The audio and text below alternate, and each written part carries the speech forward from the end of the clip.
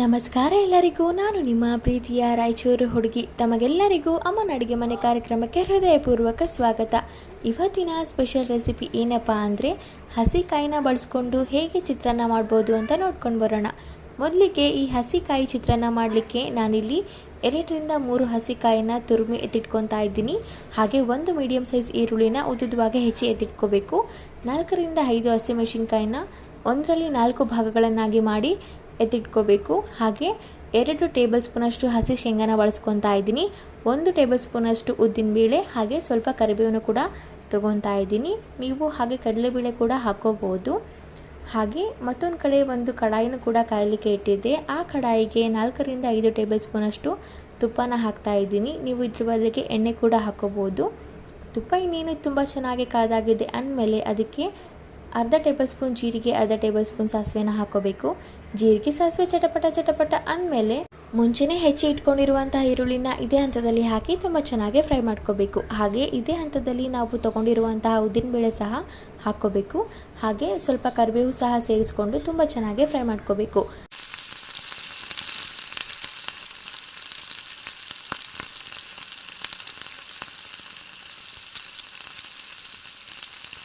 ನೋಡಿ, ಆಲ್ರೆಡಿ ಈರುಳ್ಳಿ ತುಂಬ ಚೆನ್ನಾಗಿ ಫ್ರೈ ಆಗಲಿಕ್ಕೆ ಸ್ಟಾರ್ಟ್ ಆಗಿದೆ. ಇದೇ ಹಂತದಲ್ಲಿ ನಾವು ಮುಂಚೆನೇ ಹೆಚ್ಚಿ ಇಟ್ಕೊಂಡಿರುವಂಥ ಹಸಿಮೆಣಸಿನ್ಕಾಯಿ ಕೂಡ ಹಾಕೋಬೇಕು. ಹಾಗೆ 1 ಇಡಿ ಅಥವಾ 1-2 ಟೇಬಲ್ ಸ್ಪೂನಷ್ಟು ಹಸಿ ಶೇಂಗಾ ಕೂಡ ಇದೇ ಹಂತದಲ್ಲಿ ಹಾಕ್ತಾ ಇದ್ದೀನಿ. ನೀವು ಹುರಿದಿರುವಂಥ ಶೇಂಗಾ ಕೂಡ ಹಾಕೋಬಹುದು.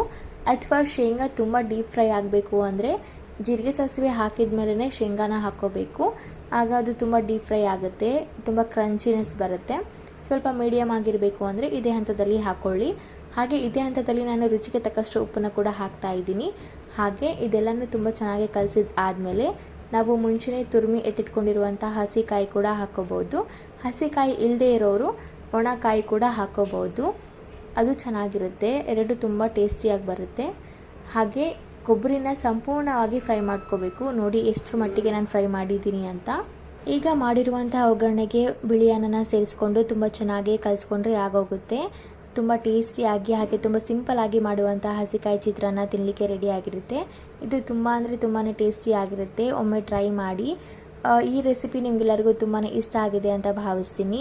ಈ ಹಸಿಕಾಯಿ ಚಿತ್ರಾನ್ನ ನಿಮಗೆಲ್ಲರಿಗೂ ತುಂಬಾ ಇಷ್ಟ ಆಗಿದ್ದರೆ ನಮ್ಮ ಯೂಟ್ಯೂಬ್ ಚಾನಲನ್ನು ಲೈಕ್ ಮಾಡಿ, ಶೇರ್ ಮಾಡಿ, ಕಮೆಂಟ್ ಮಾಡಿ. ಹಾಗೆ ನಮ್ಮ ಯೂಟ್ಯೂಬ್ ಚಾನಲನ್ನು ಸಬ್ಸ್ಕ್ರೈಬ್ ಮಾಡಿ. ಧನ್ಯವಾದಗಳು.